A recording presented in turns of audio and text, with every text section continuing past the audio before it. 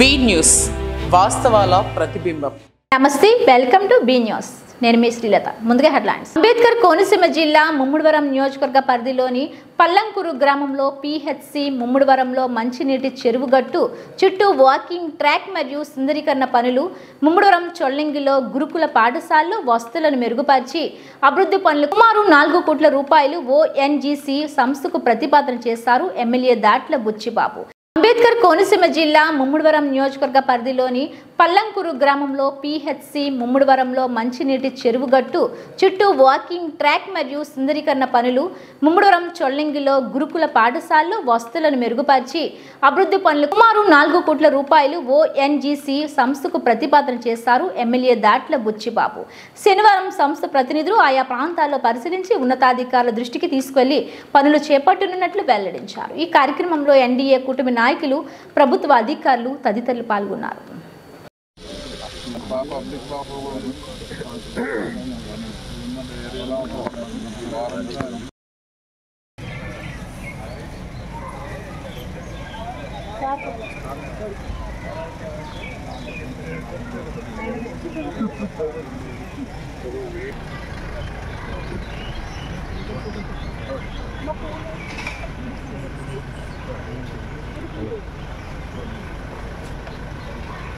అంబేద్కర్ జోహార్, అంబేద్కర్ జోహార్, అంబేద్కర్ జోహార్.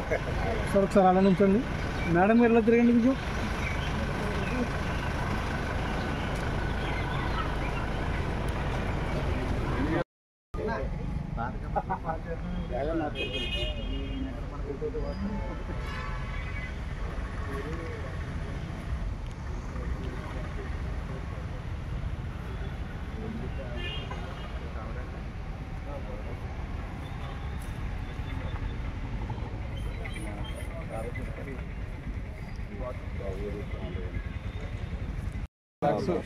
Park flower track చాలా design చేస్తున్నా. ఏం చేస్తున్నాం? వీడియో చేస్తున్నాం.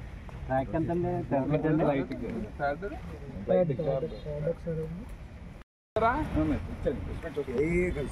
పేపర్ మనం డిజైన్ చేసాం కదా సార్, ఇలా మన ఈ ప్లేస్ లో ఉన్నాం. ఈ ప్లేస్ లో ఉన్నాం కదా.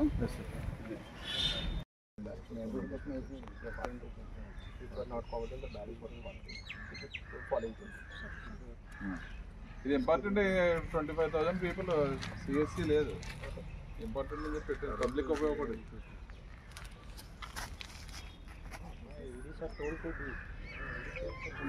అదే చూసుకో మోడల్ కన్స్ట్రక్షన్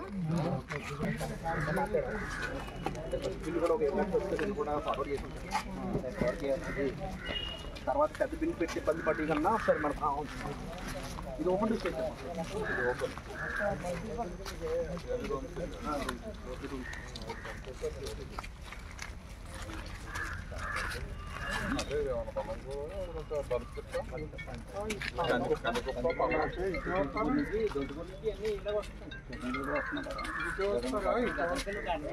కాకినాడ జిల్లా ముమ్మిడివరం నియోజకవర్గం తాళ్లరేవు మండలంలో పూర్తి స్థాయిలో సాగునీరు అందక వరి రైతులు తమ పంట పొలాలు ఎండిపోతున్నాయని చొల్లంగి, కోరంగి, పి మల్లవరం ప్రాంతాల రైతులు ఆందోళన చెందుతున్నారు. ఇప్పటికే ఎకరాకు 15,000 రూపాయలు పెట్టుబడులు పెట్టామని, తీరా సాగునీరు సమయానికి అందకపోతే నష్టం వాటిల్లి పంట కోసం చేసిన అప్పులు మిగులుతాయని ఆవేదనను వ్యక్తం చేశారు. దీనిపై సంబంధిత శాఖ అధికారులు స్పందించి తమ వారి పొలాలకు సమయానికి సాగునీరు విడుదల చేయాలని కోరుతున్నారు. ఇదే విధంగా పి మల్లవరం శివారు గ్రాంట్ రైతులు స్థానికంగా ఉన్న ఆయిల్ సంస్థ తరలించిపోతున్న సాగునీటిని తమ పొలాలకు నీరు వదలాలని పలువురు రైతులు డిమాండ్ చేస్తున్నారు. కాకినాడ జిల్లా ముమ్మిడివరం నియోజకవర్గం తాళ్లరేవు మండలంలో పూర్తి స్థాయిలో సాగునీరు అందక వరి రైతులు తమ పంట పొలాలు ఎండిపోతున్నాయని చొల్లంగి, కోరంగి, పి మల్లవరం ప్రాంతాల రైతులు ఆందోళన చెందుతున్నారు. ఇప్పటికే ఎకరాకు 15,000 రూపాయలు పెట్టుబడులు పెట్టామని, తీరా సాగునీరు సమయానికి అందకపోతే నష్టం వాటిల్లి పంట కోసం చేసిన అప్పులు మిగులుతాయని ఆవేదనను వ్యక్తం చేశారు. దీనిపై సంబంధిత శాఖ అధికారులు స్పందించి తమ వారి పొలాలకు సమయానికి సాగునీరు విడుదల చేయాలని కోరుతున్నారు. ఇదే విధంగా పి మల్లవరం శివారు గ్రాంట్ రైతులు స్థానికంగా ఉన్న ఆయిల్ సంస్థ తరలించిపోతున్న సాగునీటిని తమ పొలాలకు నీరు వదలాలని పలువురు రైతులు డిమాండ్ చేస్తున్నారు.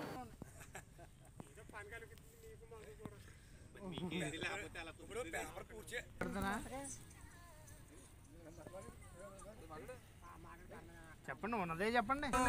మాట కోసం ఇలాగ అయిపోయింది. అన్నింటిలో నీళ్ళు ఉన్నాయి. అదే నేను అలాగా ఇప్పుడు డైలీ ఉండాలి నీరు. ఇక్కడ దాదాపు 400 ఎకరాలకి ఇలా నీరు ఎదటం జరిగింది. మరి గతంలో మరి ఇరిగేషన్ డిపార్ట్మెంట్ వారు వచ్చారు. మరి వచ్చి మీరు ఇంటిలో నీరు అందిస్తానని చెప్పి అన్నారు. ఇవాళకు 6 రోజులు అవుతుంది.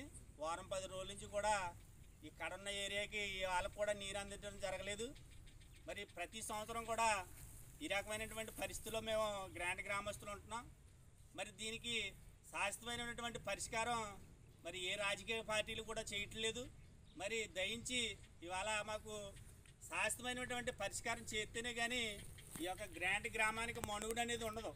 ఏం చేతంటే ప్రతి సంవత్సరం కూడా ఈ విధమైనటువంటి సమస్యలతోటి మేము రైతులందరూ కూడా చాలా ఇబ్బందులు పడుతున్నాం.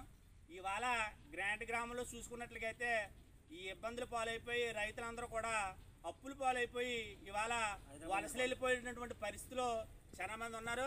మరి దయించి ఇరిగేషన్ డిపార్ట్మెంట్ గారు కానీ మరి ఈ యొక్క రాజకీయ పార్టీ కానీ ఇవన్నీ కూడా మాకు శాశ్వతమైనటువంటి పరిష్కారం చేయాలి.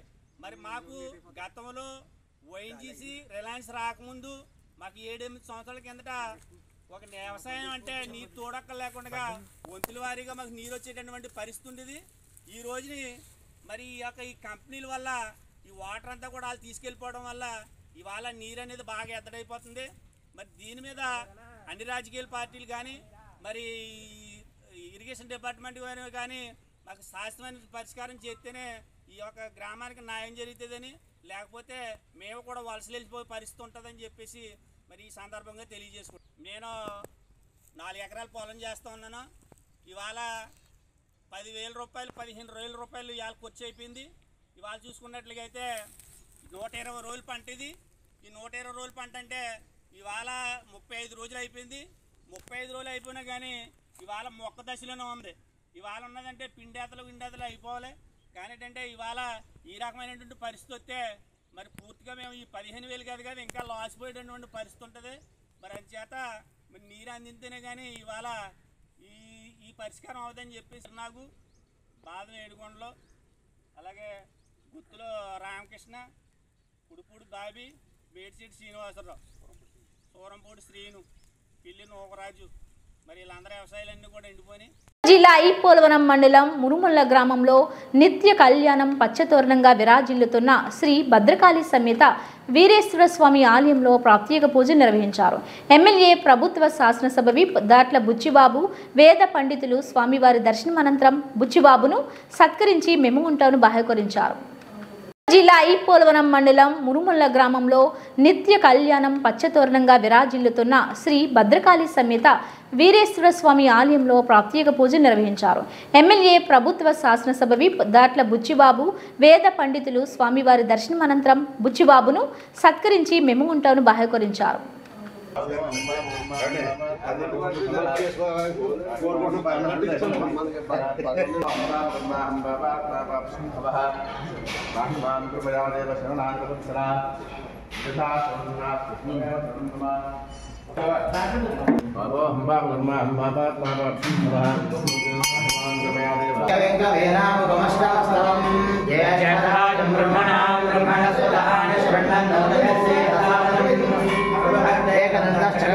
భద్రకాళీ సమేత వీరేశ్వరయోః లోకకళ్యాణార్థం సంపూర్ణతా ప్రసిద్ధ్యర్థం అఖండ మహిమాసిద్ధ్యర్థం అష్టయజమానోజమానస్య గోత్రోద్భవస్య ధనంజయ గోత్రోద్భవస్య సుబ్బరాజనామధేయస్య ధర్మపత్నీయమానస్య ధర్మపత్ని పార్వతీ నామధేయస్యాః కుటుంబానాం ఆయురారోగ్యైశ్వర్యాభివృద్ధ్యర్థం యజమానస్య రాజద్వారే రాజగృహే సర్వకార్య దిగ్విజయతా పరిసమాప్తిర్థం అష్టయజమానోజమానస్య लक्ष्मी ओम राजाधिराजाय प्रदय दाहिने सौभाग्यमस्य तत्पाय दास्तं विपराधना यो वेदां ब्रह्मणो वेद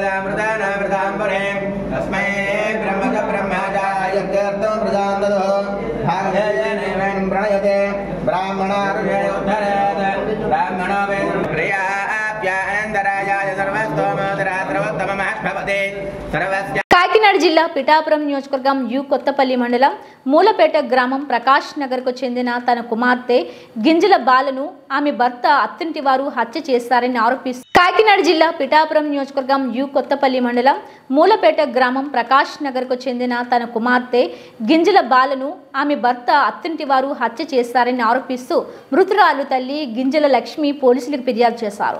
అప్పటికే అత్తింటి వారు బాల మృతదేహాన్ని పూడ్చివేశారు. ఈ సంఘటన 10 రోజుల క్రితం జరిగింది. ఈ నేపథ్యంలో 8 రోజుల క్రితం యు కొత్తపల్లి పోలీసులు పూడ్చివేసిన మృతదేహాన్ని వెలికితీసి రీపోస్ట్ మార్టం నిర్వహించారు. మృతదేహానికి రీపోస్ట్ మార్టం చేసిన అనంతరం వారం తర్వాత యు కొత్తపల్లి స్టేషన్లో Pithapuram CI G Srinivas, you Kothapalli SI Venkatesh విలేకరుల సమావేశం నిర్వహించారు. ఈ సందర్భంగా పిఠాపురం సిఐ శ్రీనివాస్ మాట్లాడుతూ బాజిని భర్త హత్య చేశాడని, ఇటీవల పూడ్చిపెట్టిన శవాన్ని తీసి పోస్ట్ మార్టంలో తేలిందని తెలియజేశారు. భర్త బాజీని తలగడతో ఊపిరి ఆడకుండా చేసి చున్నీతో నులిమి చంపేసి ఆ విషయాన్ని ఆత్మహత్యగా చిత్రీకరించారని అన్నారు. పోస్ట్ మార్టం నిమిత్తం ఈ వివరాలన్నీ తెలిసాయని చెప్పారు. నిందితుడైన ప్రసాద్ని రిమాండ్కు పంపించినట్లు తెలిపారు. తన భర్త అమ్మాయి తాలూకా తల్లిదండ్రులు కూడా ఆ డెడ్ బాడీని ఖననం చేయడం జరిగింది. 2 రోజుల తర్వాత ఈ రాచపల్లి బాల వాళ్ళ అమ్మగారు అయినటువంటి లక్ష్మి గారు వచ్చి ఒక ఫిర్యాదు ఇచ్చారు. ఆ ఫిర్యాదు మేరకు మా జిల్లా ఎస్పీ గారు అయినటువంటి బిందు మాధవ్ ఐపీఎస్ గారి ఆదేశానుసారము మా ఏఎస్పీ గారు ఉత్తర్వుల ప్రకారంగా త్వరితగతిన కేసు రిజిస్టర్ చేసి డాక్టర్ గారు అలాగే ఎగ్జిక్యూటివ్ మేజిస్ట్రేట్ గారు సమక్షంలోని పిఎం రిపోర్టు ఇంక్వెస్ట్ ఇచ్చిన తర్వాత పిఎం చేసి దాని నిర్ధారణ తర్వాత ఆ పిఎం రిపోర్ట్లోని హత్య జరిగినట్టుగా నిర్ధారణ జరిగింది. త్వరితగతిలో బృందాలను ఏర్పాటు చేసి ఎస్ఐ గారిని, అలాగే నాదొక బృందం, అలాగే ఇంకొక ఎస్ఐ గారు అయినటువంటి టౌన్ ఎస్ఐ గారు బృందాలుగా ఏర్పాటు చేసి ముద్దాయి గురించి ఎవరైతే భర్త ఉన్నాడో రాచపల్లి ప్రసాద్ గురించి తిరుగుతున్నప్పుడు పోలీసు వారి దగ్గరికి వస్తే కొడతారనేటువంటి ఉద్దేశంతో విఆర్ఓ దగ్గరికి వెళ్ళిపోయి లొంగిపోవడం జరిగింది. ఆ విఆర్ఓ గారు ఇవాళ స్టేషన్కి తీసుకొచ్చి ఈ హత్య కేసులో ఉన్నటువంటి ముద్దాయిగా నిర్ధారించి ఆయన కన్ఫ్యూషన్ చేసి ఇది ఎందుకు చంపేవు ఏంటంటే కనుక నాకు అప్పులు ఎక్కువగా ఉన్నాయి, అలాగే నా భార్యని కువైట్కి కూడా పంపించాను, ఆ సమయంలో ఇంకొక అమ్మాయితో నాకు పరిచయం ఏర్పడింది, ఈమెను చంపేసి నేను ఈ అప్పులు తీర్చుకుంటే కనుక వచ్చినటువంటి కట్నంతో అనేటువంటి ఉద్దేశంతో చున్నీ బిగించి కింద పడేసి గుండెల మీద కూర్చొని దిండుతో అదిమి చంపేసినట్టుగా నేరం చేసినట్లుగా నిర్ధారణ చెప్పడం జరిగింది. దాన్ని మేము రిమాండ్ రిపోర్టు రెడీ చేసి ఇవాళ ఏజేఎఫ్ఎం కోర్టు పిఠాపురం వారి దగ్గరికి పంపించడం జరుగుతుంది. ఇందులోని ఖచ్చితంగా ఈ ఎవరైతే ముద్దాయి ఈ ప్రసాద్ ఎవరైతే ఉన్నాడో జలసాలకు అలవాటు పడి అప్పులు చేయటం, తర్వాత ఇంకొక అమ్మాయితో సంబంధం పెట్టుకోవడం వల్ల ఈ హత్య జరిగినట్టుగా మాకు దర్యాప్తులో తేలింది. ఇంకా ఫర్దర్ దర్యాప్తు కూడా చేస్తామనేటువంటిది అందరికీ కూడా తెలియజేస్తుంది. అంబేద్కర్ కోనసీమ జిల్లా కొత్తపేట నియోజకవర్గం మాఘమాసం మొదటి శనివారం పర్వదినం సందర్భంగా వాడపల్లిలో స్వయంభూగా వెలిసిన చందన స్వరూపుడు 7 శనివారాలు 7 ప్రదక్షిణలు వెంకన్న బాబుగా ఖ్యాతిగాంచి భక్తి జన సందోహంతో విరాజిల్లుతున్న శ్రీదేవి భూదేవి సమేత శ్రీ వాడపల్లి వెంకటేశ్వర స్వామి దేవస్థానానికి స్వామివారి దర్శనానికి భక్తులు వేకుజాము నుండే పోటెత్తారు. భక్తులు 4 మాడ వీధుల్లో గోవింద నామ స్మరణతో 7 శనివారములు 7 ప్రదక్షిణలు చేసి స్వామిని దర్శించి వారి మొక్కులు తీర్చుకున్నారు. భక్తులకు ఎటువంటి అసౌకర్యాలు కలగకుండా ఆలయ కార్యనిర్వహణాధికారి నల్లం సూర్య చక్రధర్రావు సిబ్బంది త్రాగునీరు, చిన్నపిల్లలకు పాలు, అన్న ప్రసాదాలు, అన్ని సౌకర్యాలు ఏర్పాటు చేశారు. అంబేద్కర్ కోనసీమ జిల్లా కొత్తపేట నియోజకవర్గం మాఘమాసం మొదటి శనివారం పర్వదినం సందర్భంగా వాడపల్లిలో స్వయంభూగా వెలిసిన చందన స్వరూపుడు 7 శనివారాలు 7 ప్రదక్షిణలు వెంకన్న బాబుగా ఖ్యాతిగాంచి భక్తి జన సందోహంతో విరాజిల్లుతున్న శ్రీదేవి భూదేవి సమేత శ్రీ వాడపల్లి వెంకటేశ్వర స్వామి దేవస్థానానికి స్వామివారి దర్శనానికి భక్తులు వేకుజాము నుండే పోటెత్తారు. భక్తులు 4 మాడ వీధుల్లో గోవింద నామ స్మరణతో 7 శనివారములు 7 ప్రదక్షిణలు చేసి స్వామిని దర్శించి వారి మొక్కులు తీర్చుకున్నారు. భక్తులకు ఎటువంటి అసౌకర్యాలు కలగకుండా ఆలయ కార్యనిర్వహణాధికారి నల్లం సూర్య చక్రధర్రావు సిబ్బంది త్రాగునీరు, చిన్నపిల్లలకు పాలు, అన్న ప్రసాదాలు అన్ని సౌకర్యాలు ఏర్పాటు చేశారు.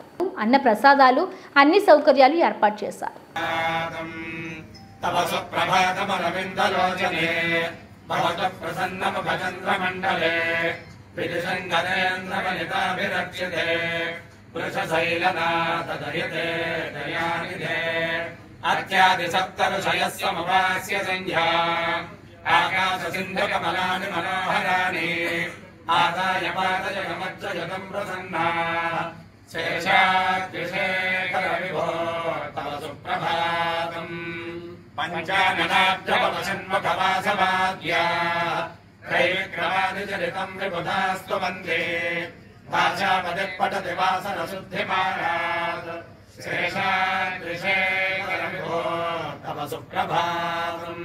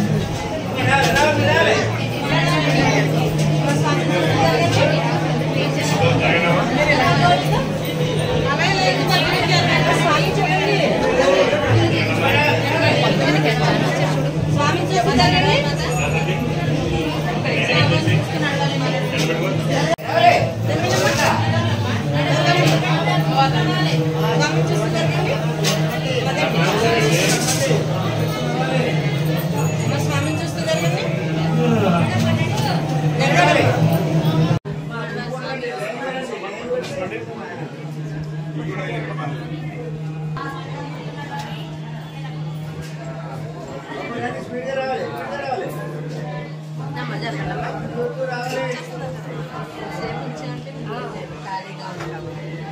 స్వామిని చూడమ్మా.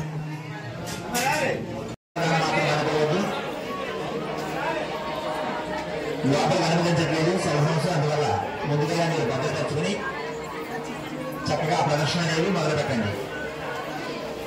మీతో తీసుకొచ్చిన చిన్నపిల్ల చాలా మంది చెప్పబోతున్నారు. ఒకసారి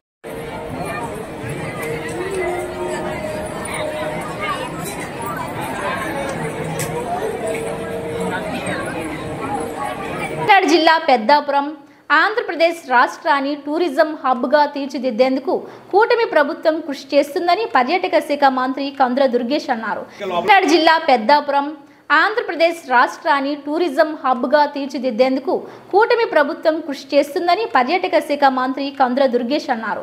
శనివారం సామర్లకోట భాస్కర్ కాలనీ వద్ద నూతనంగా నిర్మించిన శ్రీ సూర్య ఫంక్షన్ హాల్ ప్రారంభోత్సవానికి విచ్చేసి కళ్యాణ మండపాన్ని ప్రారంభించారు. అనంతరం స్థానిక చాళుక్య కుమారరామ భీమేశ్వర స్వామి ఆలయ పరిసరాలను పరిశీలించారు. అనంతరం శ్రీ భీమేశ్వర అన్నదాన ట్రస్ట్లో విలేకరుల సమావేశం ఏర్పాటు చేసి మాట్లాడుతూ ఆంధ్రప్రదేశ్లో టూరిజంను అభివృద్ధి చేసేందుకు విదేశీ కంపెనీలతో సమ్మిట్లు ఏర్పాటు చేసి 3 MOUలు కుదుర్చుకోవడం జరిగిందని అన్నారు.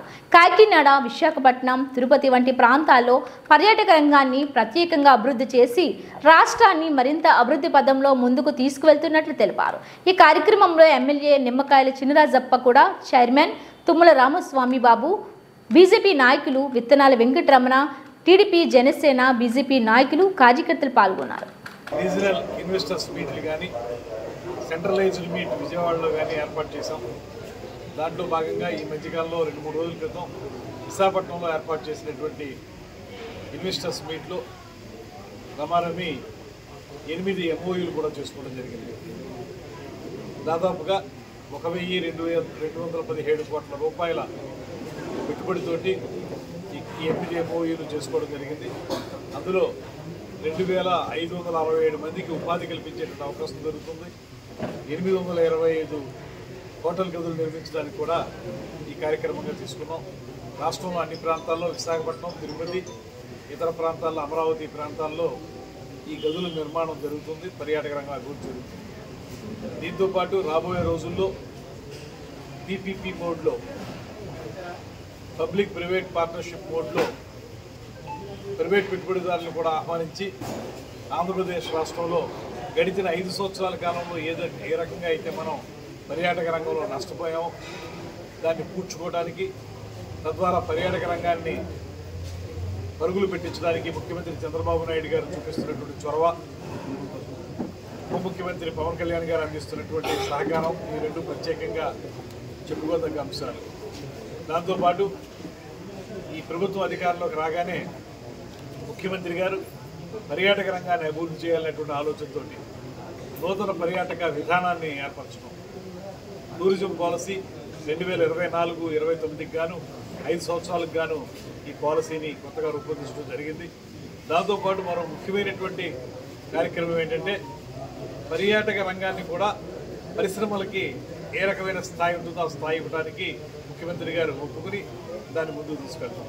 దీనివల్ల ఉపయోగం ఏంటంటే పరిశ్రమలు స్థాపించేటప్పుడు ఏ రకంగా అయితే ప్రభుత్వపరమైనటువంటి ప్రోత్సాహం ఉంటుందో, అవి రాయితీలు ఉంటాయో, అదే రాయితీలు పర్యాటక రంగంలో ప్రాజెక్టులు కూడా ఇవ్వాలనేటువంటిది మన ముఖ్యమంత్రి గారు చెప్పినటువంటి మాట. దాని ప్రకారం వాళ్ళకి విద్యుత్తులో రాయితీలు, ట్యాక్సుల్లో రాయితీలు, GSTలో రాయితీలు, మున్సిపల్ ట్యాక్సుల్లో రాయితీలు ఇవన్నీ వస్తాయి. తద్వారా సింగిల్ విండో ద్వారా ఏ కొత్త పర్యాటక ప్రాజెక్ట్ నిర్మించాలన్నా ఆ ప్రాజెక్ట్ని వెంటనే నిర్మించడానికి అవకాశం దొరుకుతుందనేటువంటి మాట ఈ పాలసీలో తీసుకొస్తా ఉన్నాం. ఈ రకంగా చూసుకుంటే రాష్ట్రంలో మొత్తంగా మనం పర్యాటక రంగాన్ని అభివృద్ధి చేయడానికి ఒక 25 థిమాటిక్ అప్రోచెస్ తోటి ముందుకు వెళ్తా ఉన్నాం. దాంతోపాటు సర్క్యూట్స్ ఏర్పాటు చేయాలని, అంటే ఒకసారి మీరు దృష్టిలో పెట్టుకుంటే ఇక్కడ ఇప్పుడు ఈ కుమారరామ భీమేశ్వర స్వామి ఆలయం ఉంది. ఈ దర్శనానికి వచ్చిన వాళ్ళు సాధారణంగా అయితే ఏంటి, ఉదయం వచ్చి దర్శనం చేసుకుని మధ్యాహ్నం వెళ్ళిపోతారు. ఎందువలనంటే ఇక్కడ సరైనటువంటి వసతి సౌకర్యాలు లేకపోవటమో, లేకపోతే వాళ్ళు చూడదగ్గ ప్రదేశాల గురించి వాళ్ళకి తెలియపోవటమో అలాంటివి జరుగుతాయి. ఇప్పుడు మేము తీసుకున్న పాలసీ ప్రకారం జరిగేది ఏంటంటే, ఒక పుణ్యక్షేత్రానికి దర్శనం కోసం వచ్చినటువంటి సందర్శకుడు అక్కడ ఆ ప్రాంతంలో కనీసం 2-3 రోజులు ఉండే విధంగా మనం చేయాలి. అంటే ఇక్కడి నుంచి దర్శనం చేసుకుని ఇక్కడి నుంచి కాకినాడ వెళ్ళి కాకినాడ బీచ్కి వెళ్ళి బీచ్లో ఉన్నటువంటి బీచ్ అందాలని గమనించడం, అదేవిధంగా ఆ పక్కన ఉన్నటువంటి టెంపుల్స్ని చూడడం, అదేవిధంగా eco tourism Coringa wildlife శాంక్చురీని దర్శించడం, ఇలాంటివన్నీ చేసుకుంటే వాళ్ళు ఒక 3-4 రోజులు ఉండడానికి అవకాశం ఉంటుంది. ఇవన్నిటిని ఒక సర్క్యూట్ అంటున్నాం. అందుకే ఒక సర్క్యూట్గా తయారు చేసి దాంతోపాటు ఇక్కడ ఉండటానికి వసతి సౌకర్యం కూడా ఉండాలి, లేకపోతే ఉండలేరు. అందరూ హోటల్స్లో ఉండరు, రిసార్ట్స్లో వాటిల్లో బీచ్ల దగ్గర రిసార్ట్స్ కట్టినా, లేకపోతే కోరింగా వైల్డ్ లైఫ్ శాంక్చురీ దగ్గర రిసార్ట్స్ కట్టినా, ఇలాంటివి చేస్తే ఏమవుతుందంటే వచ్చినటువంటి పర్యాటకుడు ఒక రోజు కోసం వచ్చిన వాడు ఒక 2 రోజులు అక్కడ స్థానికంగా ఉండి అన్నీ చూసుకుని వెళ్తే వాళ్ళకి ఆహ్లాదం, మనకు ఆదాయం 2 వస్తాయనేటువంటి మాటని మేము ప్రత్యేకంగా ఆలోచించి ఆ రకంగా రాష్ట్రం మొత్తం మీద ఇప్పుడు మీకు ఉదాహరణకి చెప్పాను. కానీ వైజాగ్ పరిసర ప్రాంతాలు, తిరుపతి పరిసర ప్రాంతాలు, మన జిల్లాల్లో కోనసీమ కానీ, రాజమండ్రి కానీ, ఇక్కడ కానీ, అదేవిధంగా కృష్ణా గుంటూరు జిల్లాలో అన్ని ప్రాంతాల్లో కూడా ఇలాంటి సర్క్యూట్స్ తయారు చేసి తద్వారా పర్యాటక రంగాన్ని అభివృద్ధి చేయాలన్నటువంటి ఆలోచన ప్రత్యేకంగా చేస్తూ ఉంది ప్రభుత్వం. దీన్ని రాబోయే 5 సంవత్సరాల కాలంలో పట్టాలు ఎక్కించి పూర్తి స్థాయిలో పర్యాటక రంగం అభివృద్ధి చెందడానికి కృషి చేస్తున్నాం అనేటువంటి మాకు తెలియజేస్తూ బులెటిన్ అప్డేట్స్ మరిన్ని వార్తా విశేషాలతో మళ్ళీ కలుద్దాం. చూస్తూనే ఉండండి బీ న్యూస్.